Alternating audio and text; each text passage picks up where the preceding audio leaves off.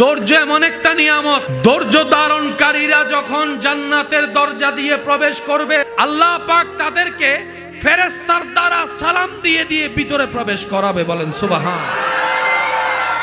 একটা গালির বিপক্ষে যদি দুইটা গালি দেওয়ার সুযোগ থাকার পরও যদি আপনি চুপ করে থাকেন, নিয়ামত আপনার, কারণ সয়ে যাওয়াটা রবের পছন্দ।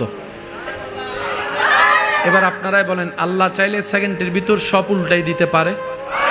জীবন চলার পথে যত রকমের ধরনের তুফান আসুক না কেন, এই জবান এই মন যেন সর্বদা রবের শুকরিয়া দিয়ে এতটুক মনকে বুঝায়, হে আমার জীবন, আজকে তুই অল্পতে এত নারাজ হয়ে যাচ্ছিস, তোর আল্লাহ তো তোর যোগ্যতার চাইতো এতদিন তোকে বেশি দান করেছে। সুবহানাল্লাহ। যা পেয়েছি তা আমাদের অর্জন নয়, রব্বুল আলামিনের দয়া এবং দান।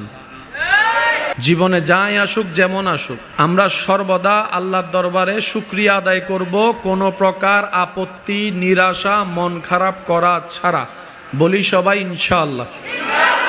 এটার ভিতরে সবর লুকায়িত, এটার ভিতরে ধৈর্য লুকায়িত। পরিশ্রম না করলে কি সফল হওয়া যায়? পরিশ্রম করার জন্য তো ধৈর্যের দরকার। 12 ঘন্টা 8 ঘন্টা ডিউটি করার জন্য যে আপনি পরিশ্রমটা করবেন, এটা টিকে থাকার জন্য তো ধৈর্যের দরকার।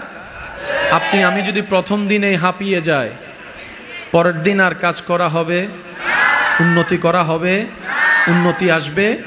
ধৈর্য এমন একটা নিয়ামত, ধৈর্য ধারণকারীরা যখন জান্নাতের দরজা দিয়ে প্রবেশ করবে, রব্বুল আলামিন কুরআনুল কারীমে বলে, আল্লাহ পাক তাদেরকে ফেরেশতার দ্বারা সালাম দিয়ে দিয়ে ভিতরে প্রবেশ করাবে। বলেন সুবহান।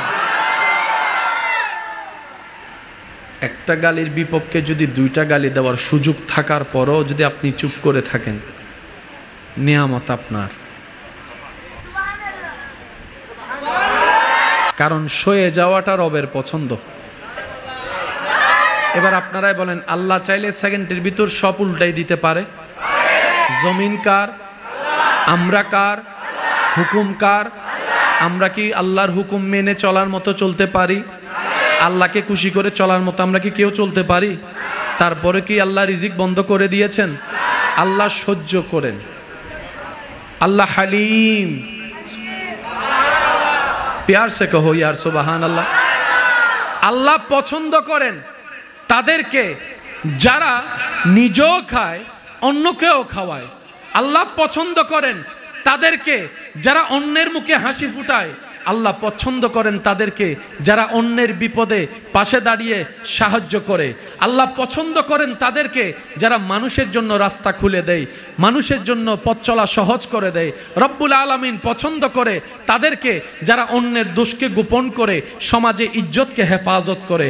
রব্বুল আলামিন পছন্দ করে তাদেরকে যারা অন্যের জীবনে শান্তির ব্যবস্থা করে দেয়। বলেন না সুবহানাল্লাহ। সবার সব খবর আল্লাহ জানে কি জানে না? চাইলে প্রকাশ করে দিতে পারে কি পারে না? কিন্তু আল্লাহ কারো গোপন জিনিস প্রকাশ করে যতক্ষণ পর্যন্ত সে আল্লাহ এবং রসুলের সাথে বেয়াদবি না করে।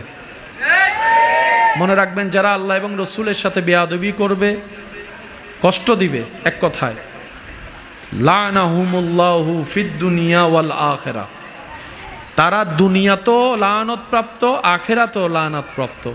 তারা দুনিয়াতেও লাঞ্ছিত হবে, আখিরাতেও লাঞ্ছিত হবে। এই পৃথিবীর কিছু ধারা, কিছু নিয়ম আছে, মানতে না চাইলেও সেই নিয়মের ভিতরেই কিন্তু আপনার আমার জীবন যাপন করতে হয়। যতদিন নিঃশ্বাস চলবে খাবার লাগবেই। বলি একটু আওয়াজ দিই। যতদিন নিঃশ্বাস থাকবে পানি লাগবেই। জীবন কেন্দ্রিক কিছু বিষয় আছে যেগুলা থেকে আপনি আমরা চাইলেও পালিয়ে থাকতে পারবো। এইগুলা এমন কিছু নিয়ামত যেগুলার কাছে আপনাকে আমাকে যেতেই হবে। অনেককে দেখবেন অভিমান কিংবা রাগ করে একবেলা দুই বেলা খাবার বন্ধ করে দেয়,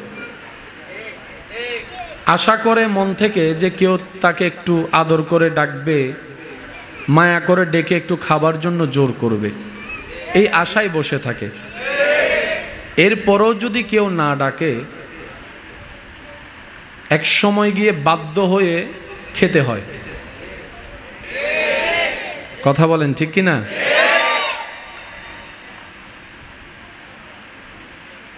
এই পৃথিবীর ধারার কিছু নিয়মের মধ্যে অন্যতম একটা নিয়ম হচ্ছে, যতদিন নিঃশ্বাস থাকবে চলবে, সবাইকে আপন আপন জায়গায় আপন আপন নিয়মে ভিন্ন ভিন্ন স্টাইলে দুঃখ, কষ্ট, অশান্তি, যন্ত্রণার মধ্য দিয়ে যেতেই হবে। দুনিয়ার কষ্ট থেকে পালিয়ে থাকা যায় না। আপনি যেখানেই যাবেন কষ্ট আপনার পিছন পর্যন্ত ওখানেই পৌঁছায় যাবে। কারণ এটা দুনিয়া, এটা জান্নাত নয় যেখানে আমরা সুখের আশা করি। এটা সুখ পাওয়ার জায়গা নয়, এটা সুখ পাওয়ার জায়গার চাষ করার জায়গা। এখানে চাষটা যদি ঠিক মতো করতে জানি, ফসলটা যদি তুলতে পারি, তাজরি মিন তাহতিহাল আনহার ওয়ালা সেই মহা শান্তির জায়গায় আল্লাহর রহমতে আপনার আমার ঘর হয়ে যাবে। বলি সুবহান। হাজার চেষ্টা করলেও কষ্ট থেকে পালানো যাবে? একটু আওয়াজ দিই, পালানো যাবে? নিজেকে আড়াল করে রাখা যাবে? কিন্তু এইখানে সবচাইতে একটা মজার বিষয় হচ্ছে, যত রকমেরই যত বড় ধরনের কষ্ট যন্ত্রণা হোক না কেন, এটার একটা শেষ আছে। এটার একটা শেষ আছে। আপনি যে কোনো কষ্ট ধরেন না কেন, এটার একটা শেষ আছে, এটার একটা ফিনিশিং আছে।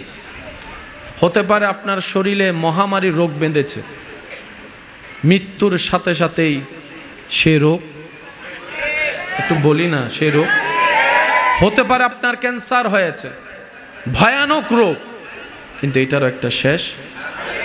কিন্তু কোনো রকম যদি আমরা রবকে সন্তুষ্টি করে ধৈর্যের সাথে থেকে নেক আমলের জিন্দেগি করে কোনো রকম ঈমানটা নিয়ে যদি দুনিয়া থেকে যেতে পারি, আল্লাহ তাআলা আপনাকে আমাকে এমন একটা অবস্থানে পৌঁছায় দিবেন যেখানের সুখ শান্তির আর কোনো শেষ নাই। সুবহান। একটু আওয়াজ দিয়ে বলবেন, এটার শেষ, এটার শেষ, ওইটার শেষ, এখানে দুঃখের শেষ, ওইখানে শান্তির শেষ, সুখের শেষ, প্রশান্তির শেষ। মুমিন বান্দারা বড্ড চালাক, মুমিন বান্দারা বড় বুদ্ধিমান। তারা সাময়িক সময়ের বিজনেসে লাভটা আশা না করে চিরন্তন চিরস্থায়ী জগতের সেই লাভটাকে সামনে রেখেই দুনিয়ার জীবন যাপন করে। হাজার কষ্টকে আপন করে নেই, দুঃখকে আলিঙ্গন করে, মুখে মুস্কি হাসি রেখে আলহামদুলিল্লাহ বলে রবের দরবারে শুকরিয়া করে, বারে বার রবের দরবারে শুকরিয়ার সিজদা দিতে থাকে। জগৎ জিজ্ঞেস করে, আপনারা ভেঙ্গে পড়েন না কিভাবে?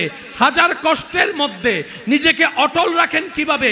মুমিনরা জানান দেয়, যেই দিন থেকে আমি শুনেছি, আমি জেনেছি আমার রব ধৈর্য ধারণকারীকে পছন্দ করে, সেই দিন থেকে আমি দুঃখ কষ্টকে বন্ধু বানানো শুরু করে দিয়েছি। সুবহান।